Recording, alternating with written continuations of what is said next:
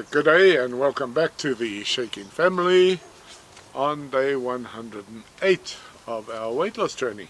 In yesterday's video I asked if anybody would be interested in learning about my diabetes journey. I've had a couple of positive responses, so I'm going to focus on that on today's video.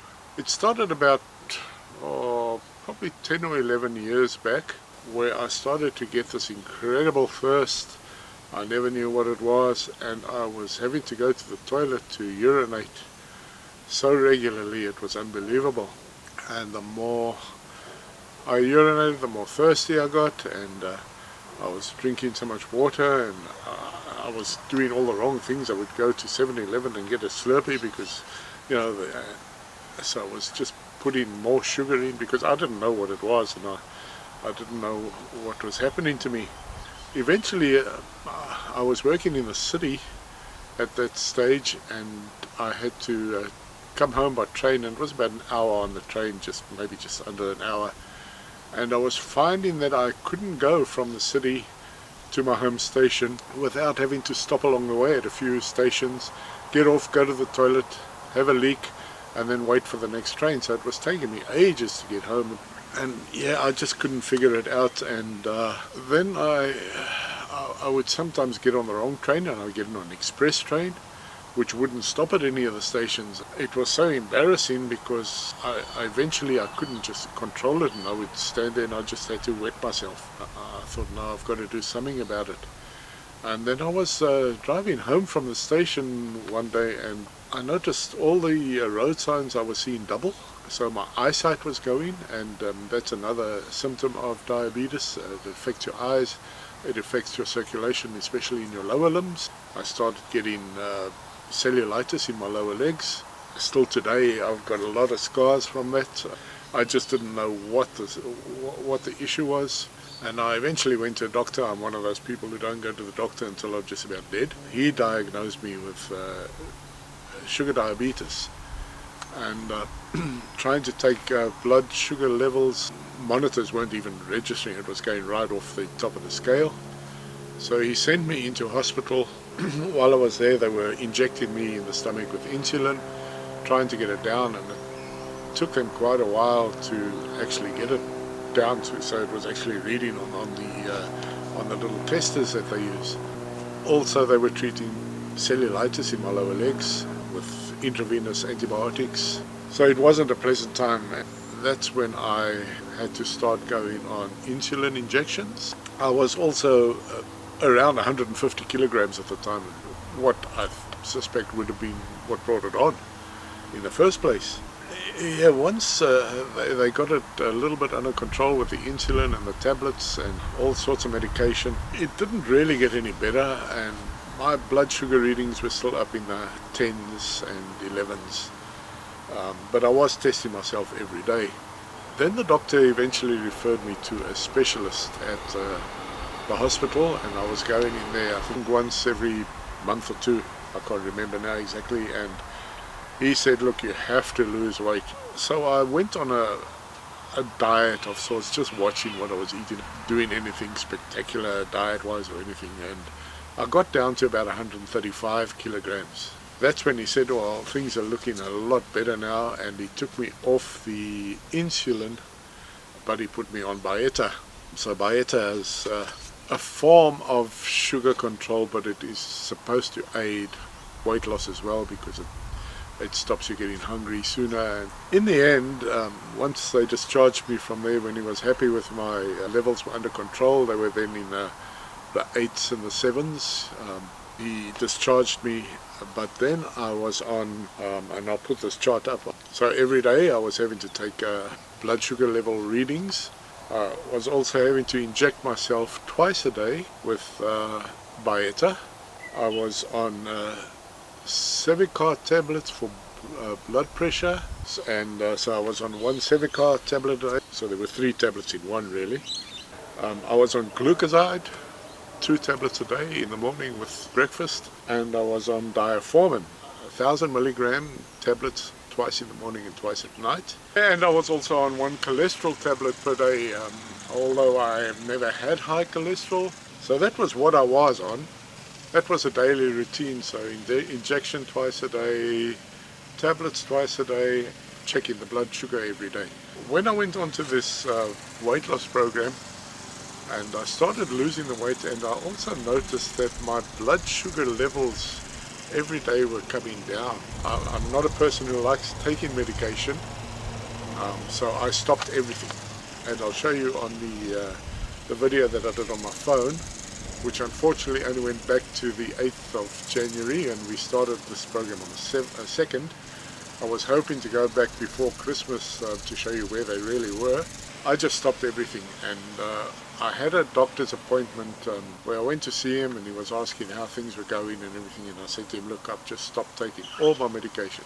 And he said, oh, I don't know about that. And then I showed him the readings on my phone, the sugar levels, and he says, oh, well, that's still so yeah, I'm happy if you stay on that and just keep an eye on it, and if it's staying down there, then it's fine. And then he started looking at my previous blood works, and he said, let me just take your blood pressure. And my blood pressure was slightly elevated, but nothing serious, you know. I'll take you off the Sevicar, which was 3 different tablets in one, and I'll just put you onto this one tablet where I check my blood every day.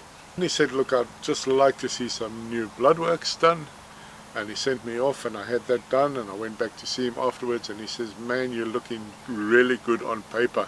There's nothing that that you need to take for the sugars, there's nothing you need to take for the cholesterol, but I just want you to just stay on that blood pressure. I don't want you having a stroke or anything if it gets elevated. And he says, lose another 20 kilograms and we'll have a look, and we'll probably get you off that as well. And that's where I stand at the moment. So from 5 different medications, I'm now on 1 single tablet a day and checking my blood every morning. My next stage that I want to get to is getting rid of my CPAP machine. My CPAP goes way back, long before the diabetes, about 18 years, 20 years even. And I've always been a heavy snorer. Even as a teenager, you know, we would go to a party and we'd all just crash on the floor on everybody, and the next day they would say, geez man, you were rattling the walls, you know. And that's one symptom of apnea. The other, of course, is weight. Weight is a big factor of it, because what happens is all these muscles here in your throat, when you fall asleep, they all relax, and then they obstruct your airway, and you stop breathing. And as a result of that, your brain says, hold on a minute, I need oxygen, and it wakes you up, not completely, but it wakes you enough to say you need to start breathing again. When I had my sleep study done, I was waking up probably 40-50 times a minute. So every few seconds I was being woken up. So as a result of that, your brain doesn't really get to have a rest. As a result of that, your brain not getting the rest it needs, you start getting really tired, and your brain says, you know, during your waking hours, your brain says, listen, I'm exhausted, I need a break, and it just shuts down and you fall asleep. And it could be anywhere. I could be having this conversation with you now, and I just start falling asleep because the brain needs the rest. I'd be sitting at a traffic light and I'd just start falling asleep, you know, and this is why a lot of people with sleep apnea will lose their driver's license if they don't go onto a CPAP machine. So what the CPAP machine, it's just it's not oxygen or anything, it's just a continuous positive air pressure. Some people can get away just with a little one on their nose. I'm a mouth breather, so I need a full face mask, and I'll show you what that looks like. Up here I'll put a little insert, and it's uncomfortable to sleep because you can't, you know, you've got to turn one way and then turn back, because otherwise the tubes all get messed up. It's got a humidifier on it, but I still wake up with a really dry mouth from the air blowing into my mouth all the time. So the first thing I've got to do when I wake up is drink some water. That is my CPAP machine, and the mask that goes with it.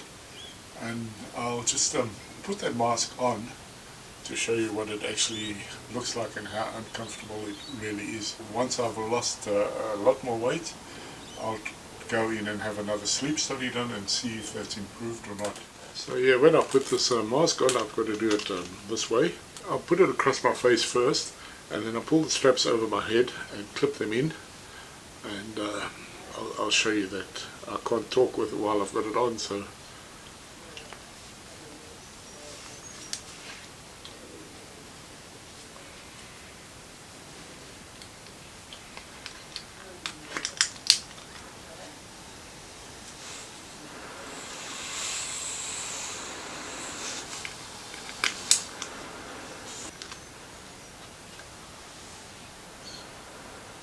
that's really how I've got to sleep at night, and that's my next goal, is to get rid of that and the blood pressure tablet, and then I'll be home and dry. So with that, I'm going to finish this off. If you need to know any more of the limited knowledge I have, please just put it in the comments, and I'll answer as best I can. I'm by no means a medical practitioner or an expert, so I'll just give you my opinion, but if you need to know any more, please see your doctors. I can't give you any medical advice. I'm just expressing my personal experience through this journey of diabetes that I've had. I'm still got it, obviously. I'm not saying I'm cured. Also, please like the videos, share them. Thank you to the subscribers we have. I hope you're getting something from these videos, and anybody new watching them, please subscribe. Hit the little bell and you're notified when I drop another one. And with that, I'm just going to say thanks for watching the Shaking Family, and bye for now.